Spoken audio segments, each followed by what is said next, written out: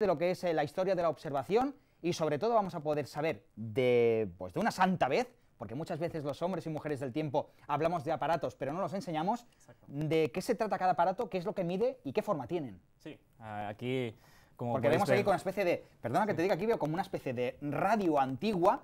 Solo le falta la gramola, pero eso sí, con una banda aquí, con unos, con un papel milimetrado, que me hace la idea de como una especie de sismógrafo o algo así. Este es un pequeño ejemplo de lo que podremos ver en los próximos minutos. De hecho, primero quiero empezar con una imagen, la primera imagen que tenemos de hoy, la estación meteorológica normal, para explicar más o menos en qué situación estamos actualmente. Aquí podemos ver una estación meteorológica normal. Vemos el pluviómetro a la izquierda, el anemómetro y los sensores de temperatura. Tenemos que decir que esta estación no está muy bien situada, ya que oficialmente tanto el pluviómetro como los sensores de temperatura y humedad deberían estar a 1,5 metros y aquí observamos que están a un poco más. De la misma manera, el anemómetro que vemos en el centro de la imagen está situado aproximadamente en esta imagen a unos 2-3 metros, tendría que estar con una torreta a 10 metros. Pero más que nada quería enseñar esta imagen para empezar porque es la actualidad automatizada de los instrumentos meteorológicos.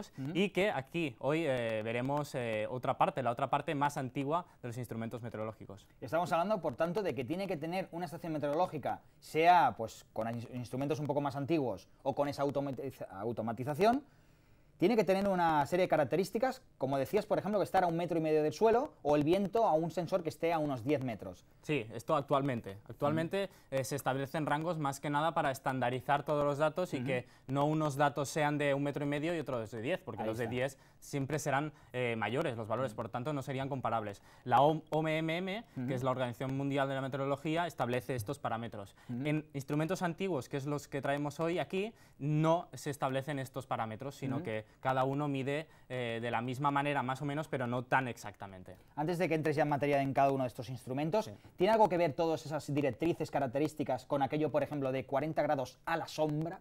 Claro, exactamente, porque esos 40 grados a la sombra, como sabemos, de esos paneles de publicidad arriba en pleno verano, son realmente de termómetros que están expuestos directamente al sol. Y recordemos que los termómetros deben estar protegidos por una garita meteorológica, por lo tanto estas diferencias son las que quieren evitar con estos parámetros estandarizados para todo el mundo.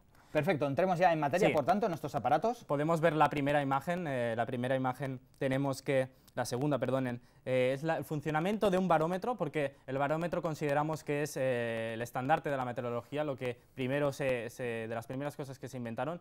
Vemos aquí el barómetro de Torricelli, el funcionamiento es bien claro, está relleno de mercurio, en la parte de arriba del tubo está al vacío, porque se ha girado ese tubo para introducirlo en el recipiente grande y por lo tanto la altura de ese tubo, del mercurio en ese tubo, refleja la presión atmosférica actual a nivel del mar. En este caso, como vemos, el nivel del mar corresponde a la base del recipiente. Este es el instrumento, digamos, que se inventó hacia el 1643 y que es de los más populares dentro de la meteorología. Quien no tenga un aparato de Torricelli, algún barómetro parecido, están aquellos, por ejemplo, de reloj, ¿verdad? Hay mucha gente que en sus casas tienen aquello de como un reloj de toda la vida, aquel reloj incluso de cuco, con diversos relojes que te están indicando, pero tienen un funcionamiento diferente a Sí, bastante diferente. Esos relojes también tienen barómetros, incluso tienen algunos termómetros y higrógrafo para medir la humedad. Se basan en otro tipo de barómetros que veremos también más tarde, que son los barómetros aneroides. Se basan en una cápsula al vacío también, con unas paredes muy finas, y donde la presión ejerce una fuerza y, como son tan sensibles, pues lo reflejan en la aguja y hace variar esa presión, ese valor de presión. Esa presión que sube y baja muestra de que tenemos aire y que ese aire pesa. Exacto, es importante saberlo también para los cambios del tiempo, más que nada. De hecho, la siguiente imagen podemos ver un termohigrógrafo. Aquí lo vemos, que de hecho lo tenemos aquí en el plató, lo podemos ver en directo, pinchado, podemos ver, podemos abrirlo, si me ayudas. Sí. Porque son instrumentos delicados. Vemos aquí cómo la aguja inferior marca la humedad atmosférica y la humedad relativa, perdonen, y la de arriba marca la temperatura actual. Vemos que están los dos aquí a la izquierda, vemos los sensores, los que miden realmente y están conectados a estas dos agujas y conectadas a un bombín que funciona con cuerda a cuerda y va girando una vuelta, es una semana, por lo tanto vemos las diferentes rayas verticales marcan cada una un rango de 2 horas. Cada 2 horas es una raya y los de abajo es cada grado centígrado o cada tanto porcentual de humedad relativa. Por lo tanto, aquí vemos el funcionamiento y vemos cómo van dibujando, aquí lo vemos, la evolución diaria y semanal, incluso horaria, de la temperatura y de la humedad. Por lo que al menos está aquí marcado en ese instrumento, la humedad varía más que la temperatura. Sí. Es algo como más no, extremo. Es porque, más que nada, aquí, en este caso, no sería más extremo, es porque estaba en el interior de casa, este ejemplo, y por lo tanto más uniforme, es más uniforme la temperatura y la humedad con calefacción, aire acondicionado, ya sabemos que varía mucho más. Si estuviera en el exterior, también más o menos serían del mismo rango, tanto la variación de la temperatura como de la humedad. Pasamos al próximo. Muy curioso, si quieres te cierro ya aquí la cápsula.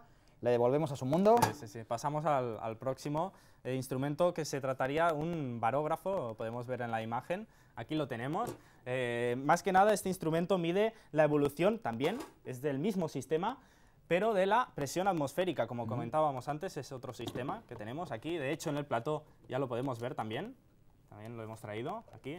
Como veis, también tiene este tambor giratorio, también de periodo de una semana, por lo tanto un giro es una semana, y podemos ver este trocito de aquí es el mismo funcionamiento que un barómetro aneroide, es decir, es una cápsula cerrada al vacío que tiene unas paredes muy finas y donde la presión hace variar, como vemos aquí, lo que es la altitud del recipiente, y por lo tanto la aguja posterior es la que va marcando la evolución de la presión atmosférica. Es el mismo funcionamiento que antes. Tengo una pregunta tanto para la humedad de antes como para la presión atmosférica de ahora. Sí. Esto dices que una vuelta entera es una semana, pero ¿hay que cambiarla semana a semana o tiene diferentes, o es como si digamos que se va haciendo como un bucle? No. Aquí en este ejemplo es porque cuesta encontrar láminas y además son muy caras, y en este ejemplo he dejado la misma para ver hacia dónde se mueve, para ver generalmente, climáticamente, podríamos decir, la evolución de la presión en un lugar. Pero normalmente, si se quieren establecer periodos datos fiables semanalmente, se tiene que cambiar cada semana para saber los datos. Y se guardan en un archivo, y en muchos archivos como el Observatorio Fabra tienen miles y miles de estas bandas. Lo que decías, ¿no? Para que climáticamente sepamos más o menos lo que tenemos. Exacto. Si la cámara puede enfocar, casi todas las líneas están entre el 1010, 1015 y el 1030. Exacto. Estamos hablando de ese rango entre 1030, que estaría en la parte de arriba, y los 1010 de abajo. Por tanto, no son presiones ni muy altas ni muy bajas. Exacto. Pero climáticamente ya corresponde. Presiones anticiclónicas, ¿no? Que se les llama. Sí, aquí para el clima que tenemos aquí. También lo podemos decir, que no pase frío. Exactamente, y pasamos al siguiente. Más o menos es el mismo funcionamiento. También este tiene un tambor, y en este caso, como veíamos en instrumentos pasados, es un termógrafo. O sea, en este caso solo mide la temperatura, la evolución de la temperatura. Podemos ver aquí en el plató también el mismo funcionamiento, el tambor que gira a través de cuerda, y vemos la evolución de la temperatura a través de las horas. El sensor, la pluma, y lo escribe en este tambor. Además tienen pinta de ser francamente precisos, casi como uno digital. Sí. Digitalmente son muy exactos porque tienen esa evolución del tiempo y de la exactitud de los datos, pero esto, a mediados del siglo XIX ya había aparatos de estos, por lo tanto, para esa época, imagínense la exactitud que tenían. O sea, son muy exactos. Actualmente se usan, de hecho, en el interior de garitas meteorológicas se usan para registrar la temperatura, por lo tanto estamos hablando de instrumentos totalmente exactos. De hecho, gracias a todos estos aparatos, que francamente son bonitos de ver, aunque algunos podáis estar pensando que son muy rudimentarios, pues se pueden hacer estudios de clima de hace muchos años, incluso siglos, como bien comentaba. Se dice, ¿hay cambio climático? Bien, hay que tener una base de muchos datos y sobre todo de muchos años atrás. Y si no fuera por estos aparatejos, no podríamos llegar a conclusiones todavía. Exacto, es que hablan del proxy data y de las columnas de hielo que extraen para saber los climas antiguos, pero si encuentras en una casa una banda de termógrafo, te puede dar unos datos que nadie en el mundo tenía, por lo tanto son de especial interés. De hecho, pasamos a un instrumento que yo diría que es de las joyas de la meteorología, que es el heliógrafo. Lo vemos, lo podemos ver en la fotografía. El heliógrafo mide... Bueno, ¿eso es para hacer apuestas deportivas a lo mejor también, o qué? Sí, con la bola de vidrio, ¿no? Parece ser una bola de vidrio ahora que se acerca al final de la liga y que nadie sabe quién ganará. Podría servir, pero no, en este caso es un heliógrafo, lo vemos aquí también, lo giramos un poquito para estar bien. Aquí en el plató es un heliógrafo que mide la cantidad de horas de sol que tiene durante un día. Si lo giramos, lo podemos ver. En esta zona de aquí se pone una cartulina de color negro que marca las horas que tiene un día simplemente, y la bola de cristal compacta lo que hace es concentrar los rayos del sol y va quemando esta cartulina negra. Por lo tanto, al final del día, si hemos tenido un día soleado, lo que hacemos es sacar la cartulina, medimos la longitud de la cartulina, del trazo quemado, y podemos saber las horas de sol. Si es un día nublado o esos días de primavera que va y viene el sol, podemos ver cómo hay una raya, hay un espacio negro, hay una raya, podemos saber a qué hora ha hecho sol y a qué hora no. Es uno de los instrumentos también más caros dentro de la meteorología, porque esta bola de cristal tiene una elaboración muy complicada. Además es un aparato tosco, estamos hablando de que la base es muy pesada y casi que más quizás, sí, puede ser, y también la bola, lo que decías, ¿no? Muy compacta para que pueda concentrar esos rayos de sol, en este caso. Exacto. Es un instrumento que todo observatorio meteorológico debería tener, porque es de especial interés. Pasamos también a un instrumento curioso, en este caso, que es el higrómetro del Fraile. Lo podemos ver en pantalla, no solo por los no es tan caro, ¿no? aficionados meteorológicos, sino también por la gente popular, la gente de la calle lo puede conocer, porque hay mucha gente que lo tiene en sus casas. El higrómetro del Fraile, mucha gente se piensa que mide la presión atmosférica, pero como su nombre dice, no es la presión, sino la humedad relativa a lo que mide, y a partir de eso se basa en hacer una predicción. Aquí en el plató lo volvemos a tener, aquí lo vemos, el higrómetro del Fraile. En este caso... Nos dice viento, ¿no? Viento. Bueno, hoy no es un día de los más ventosos, pero hace algo de viento, podría ser. Hay que ajustarlo, tiene una palanquita detrás que se debe ajustar, se debe ir ajustando, porque no son instrumentos Este no es como los otros, no es tan preciso, sino es más que nada decorativo, pero lo he querido traer porque hay un refrán muy famoso que dice, lo podemos decir aquí: ¿qué tiempo hará mañana? El fraile te lo dirá. Su varita atentamente cada día observarás. Si a lo alto se encamina, tiempo seco encontrarás, como bien dice la imagen. Si hacia abajo se dirija, lluvia segura tendrás. Y mira bien su capucha, no te vayas a mojar, porque cuando indica hacia abajo, sube la capuchita para indicar que pueden traer lluvias. ¿Esto sirve para cualquier rincón del mundo o hay algunos que son habas contadas y otras que no? Claro, hay algunos sitios donde, por ejemplo, te pones en la Amazonia, siempre marcará lluvia, porque el tiempo, como no deja de ser un higrómetro y no de presión atmosférica, mide la humedad atmosférica y a partir de eso hace una aproximación. Pero como te digo, es más un instrumento decorativo que he querido traer porque es de los más conocidos también entre la gente. Podríamos hacer una prueba. Esto se lleva a una sauna y seguro que se pone la capucha y baja para abajo, ¿no? Segurísimo, vamos. Con esa humedad. Sí, segurísimo. Pasamos a otro, ahora es el psicrómetro.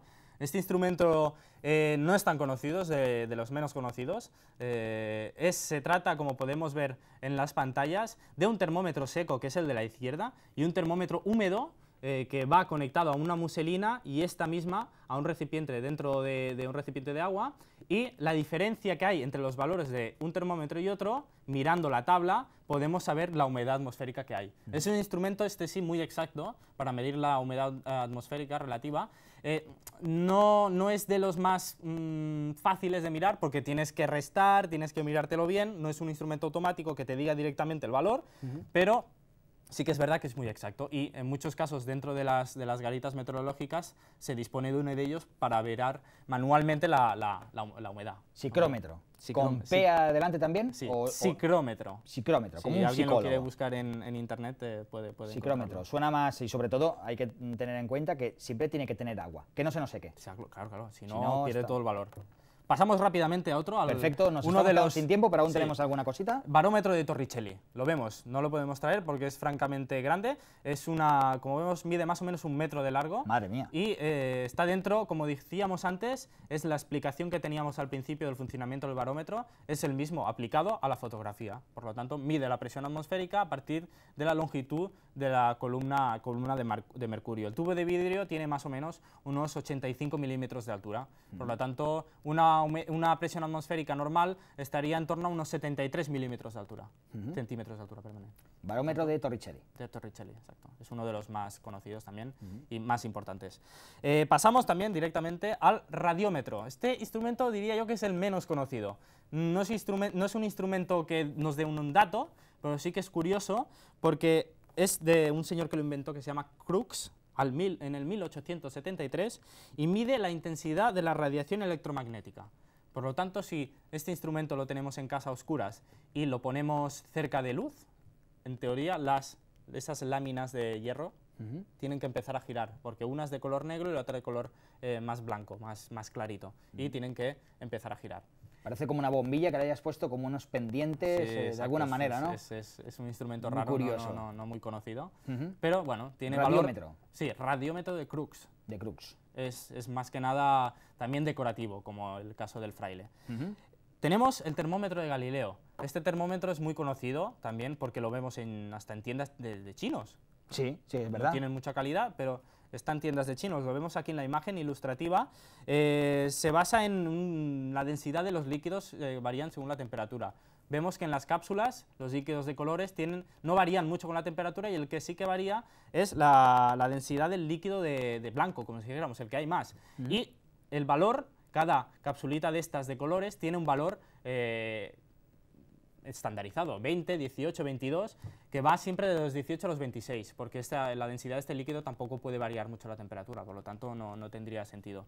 Y el valor que indica el termómetro es el de la bola que está más abajo de los que están arriba. En el segmento que está en la parte superior, si podemos pinchar la imagen otra vez, la veremos, lo que es la parte de arriba de los conjuntos de etiquetas, es la que está más abajo de la parte de arriba, lo vemos aquí. Sería, no lo puedo ver demasiado bien. El verdosa, valor. ¿no? O puede ser. Sí. El de más abajo de la parte de arriba. Vemos que abajo también hay, pero esos no cuentan. Es el que está más abajo de los de arriba. Finalmente acabamos con un barómetro de Goede. Es otro barómetro. Utiliza el mismo principio que el barómetro de Torricelli porque se basa en la afectación de la presión atmosférica entrando por una columna pequeña, una porción pequeña, como vemos ese tubo alargado situado en la parte central. Y cuanto más altura tenga el líquido, en que está en el interior, querrá decir que hay más presión, porque ejerce más fuerza sobre el tubo. Por lo tanto, es también decorativo, no nos indica un valor concreto, pero decorativamente y visualmente es bastante bueno.